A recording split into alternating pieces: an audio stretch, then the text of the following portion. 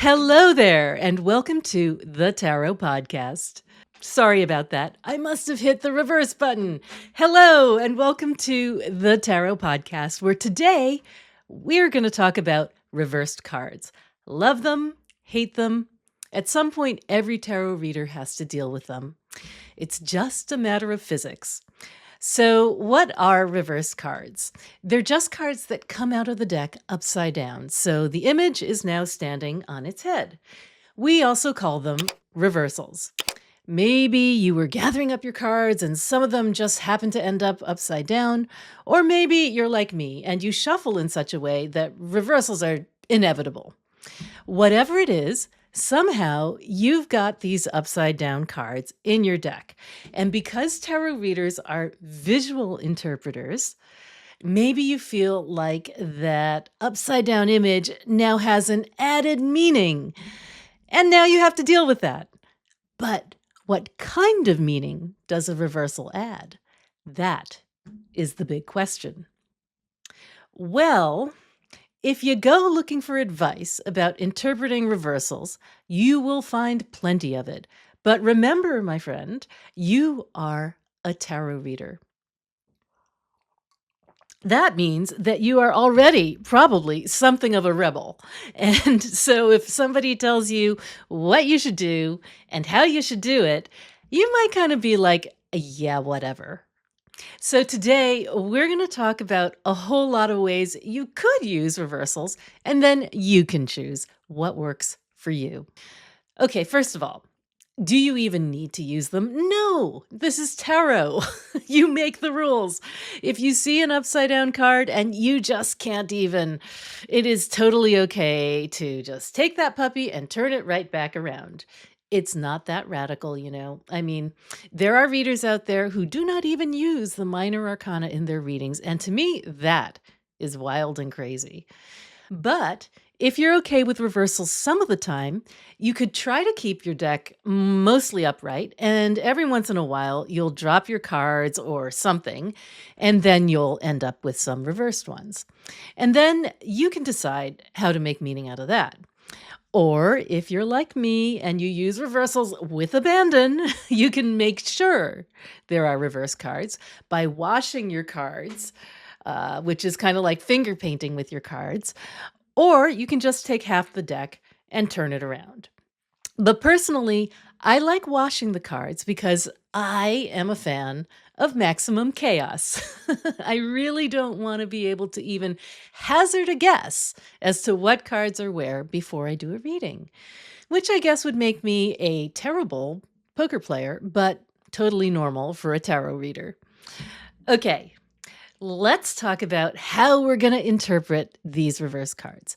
I cannot tell you how many times I'm doing a reading for someone and a card comes up reversed and they go, oh no, or well, shit, especially if it's a happy looking card and it's upside down.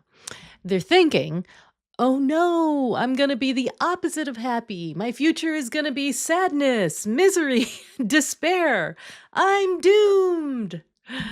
So there is some precedent for this kind of interpretation in traditional tarot.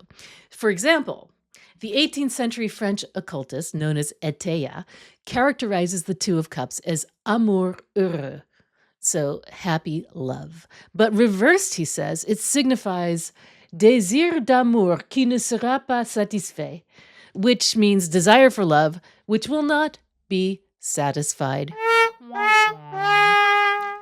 And when we get to Arthur Edward Waite's pictorial key to the tarot, we see something quite similar. Very often, Waite would use reverse meanings to turn the upright meaning of the card into its opposite. Like he associates the Six of Cups with the past. So, he says, the Six of Cups reversed must mean the future. He says the upright Ace of Wands is creation or invention, but the reversed ace is fall or decadence. And as I mentioned in a previous episode, he thinks the reversed Ten of Swords can mean success, which I find baffling. So you'll see this idea of reversals are the opposite or reversals are negative in a lot of modern tarot books too. And this is kind of a problem for those of us whose decks are basically half reversed all of the time, because it means we're supposed to look at half of everything, half of our whole lives, in a negative light. I don't know about you, but I cannot go around thinking that half my life sucks. I mean, the news is bad enough without me looking for problems in half my life. So, this idea that reversals are always negative, it's a take, but I don't recommend it. I think we can get a bit more nuanced than that. First of all, let's remember that tarot is a visual language. So when you reverse a card, let's start by asking what that does to the card visually.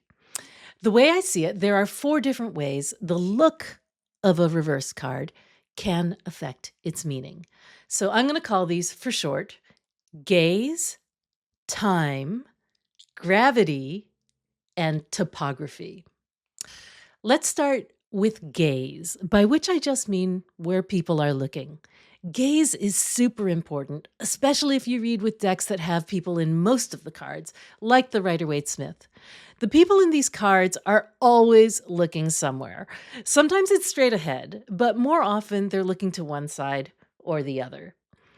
So when you reverse a Page of Wands, who usually looks to the right, they're now looking to the left. This could be really important in a relationship reading, like, for example, where they might not be looking at their partner anymore, but looking at something else or somebody else. And by the way, hot tip, when a card is looking away from the action, you can always draw another card and put it next to them to see what they're looking at. You can find out some really interesting stuff that way. Okay, next visual consideration time. In tarot, you can express time as left or right. One direction is the past, one is the future. I tend to see the left as the past and the right as the future, but you might see that differently. For example, if you come from a culture where you read right to left. That is okay as long as each of us is consistent about what we're doing. So suppose you have a very directional card like the Six of Swords, which is normally facing what I would call the future, and you reverse it. Now it's looking at the past. What could that mean in your reading? All right, our next visual factor is gravity. This time, instead of using left-right direction to explore time, we're going to use up-down direction to explore the literal cartoon physics of the card. Like, take the Ace of Cups. You've got something that looks kind of like a water fountain. What happens if you turn the water fountain upside down? All the water pours out at once. Or the Ten of Swords. You've got 10 swords stuck in this poor guy's back. What happens to those swords if you turn the card upside down? And now you can ask, if the water in the Ace of Cups represents love and the swords in the Ten of Swords represent pain, what does it mean if they're falling instead of rising, or vice versa? Final visual consideration is topography or edge iconography, all of which is just a fancy way of talking about how the cards line up at the edges. This is especially fun to do if you have borderless cards. Like, for example, if you put the Death card on the left and the Eight of Cups reversed on the right, next to each other, you'll see that the coloration of the cards causes them to kind of flow into one another. Similarly, if you put the Queen of Swords on the left and the Page of Swords reversed on the right, the clouds start to join up and merge. So when this happens, it's kind of like the two cards are in the same scene. It's like maybe they're more aware of each other, or maybe there's more ways they could interact. Let's talk about the meaning-based ways you can interpret a reverse card, which are probably most of the ones you're finding when you look up how to interpret reversals. We've seen how historically cards can be opposite or negative, but let's broaden our minds a bit. Let's think of a reverse card as basically having the same energy as an upright card, but it's like it has an asterisk next to it. It's directing you to a footnote. There's something about it that's not totally straightforward. So, if you're into astrology, you could think of a reversed card as being sort of like a retrograde planet. Not necessarily uniformly terrible, just a little different. So, next, I'm going to share some meaning based ways you can try interpreting reverse Three of Cups. And if you'd like a hard copy of these examples that you can refer to again and again, you can find them in my book, The Living Tarot. So, Three of Cups. We all like Three of Cups, right? It's a pretty straightforward card. It's happy, celebratory. Maybe we're getting together with some friends, having a little something to eat or drink. And when it's reversed, we put an asterisk next to it and we ask, how is this a little different?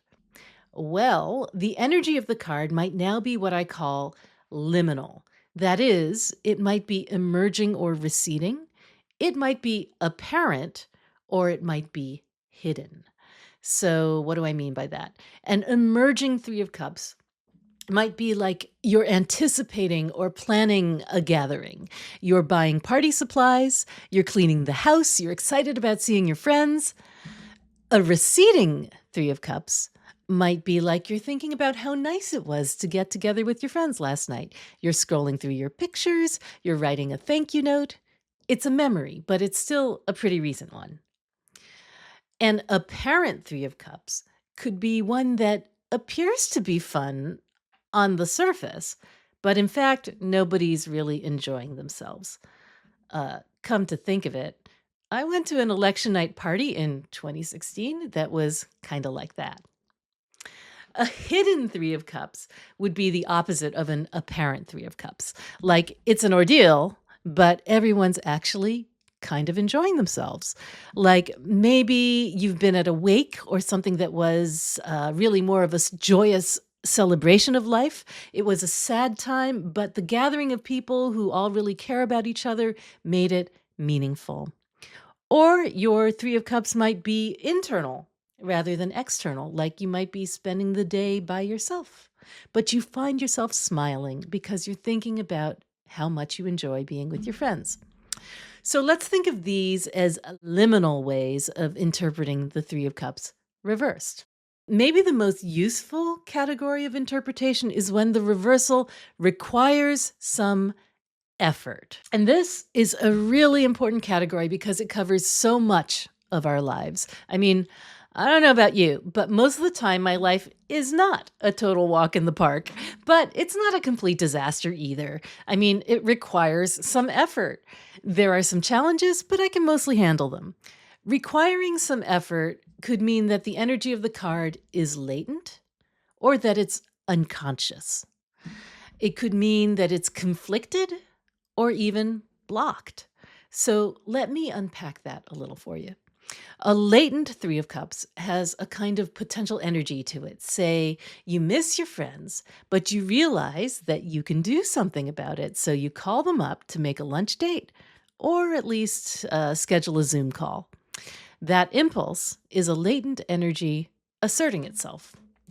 On the other hand, an unconscious Three of Cups doesn't rise up to your awareness. So, like, you might just be unloading the dishwasher or doing your taxes, but you're kind of dancing around to some song that got stuck in your head because you heard it at the bar where you met your friends last night. Feels good. You don't know why.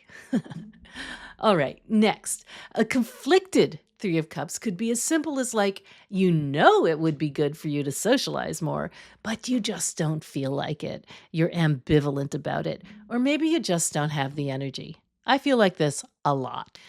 A blocked Three of Cups would be more of an external situation, like you really would love to go out more and you even have the energy to do it, but you just don't have time. The kids got to go to sports, you've got deadlines, there is just so much to do around the house. Circumstances don't permit.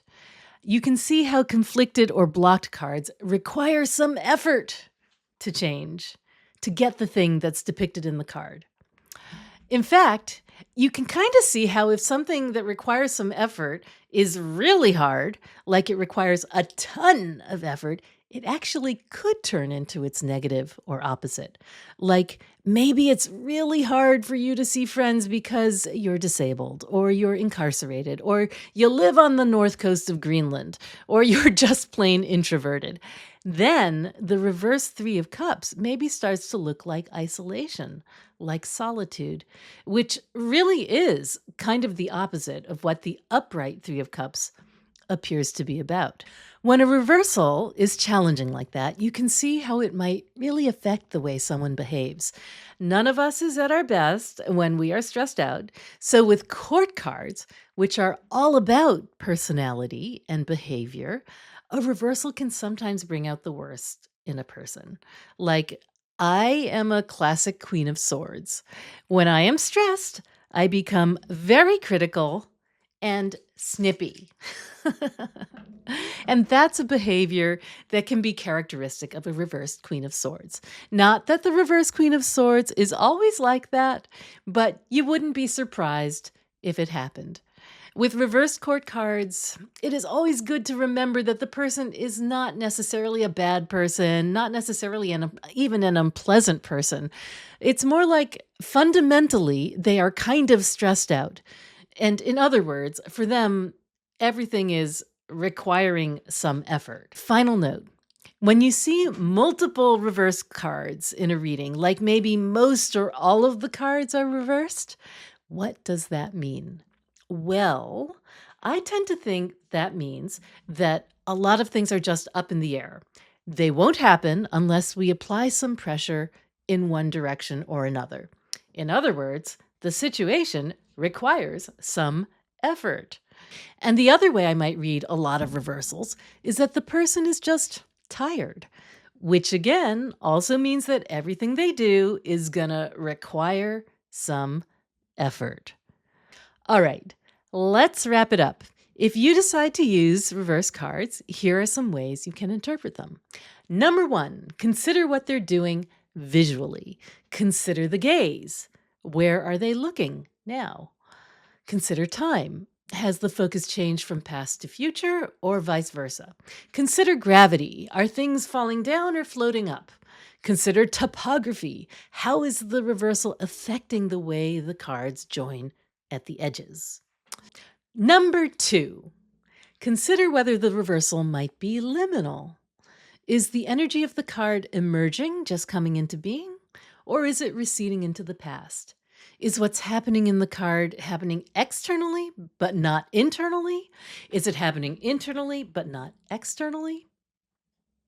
Number three, consider whether the reversal means the card requires some effort.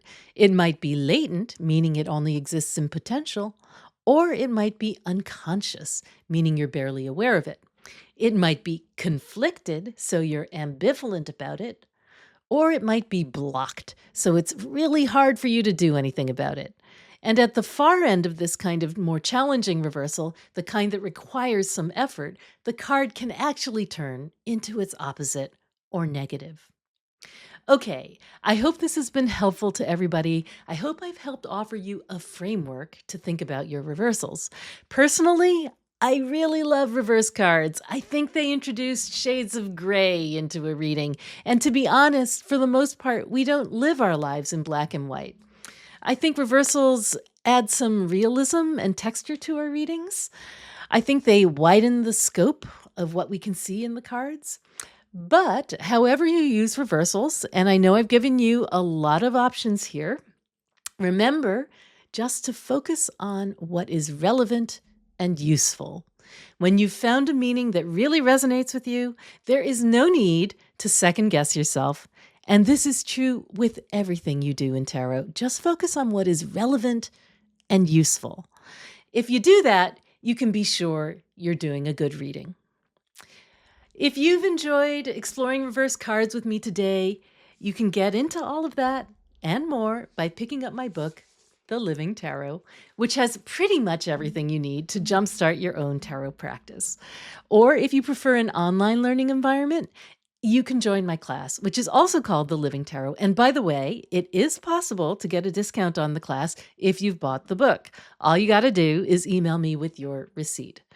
Links to all of that you can find, as always, in the show notes. Either way, let me know what amazing insights you've had reading reverse cards. You can reach me either on Discord if you're a Patreon member or by writing in using the contact form at thetarotpodcast.com. That's our episode. Until next time, keep shuffling and don't be afraid to see what's in the cards for you.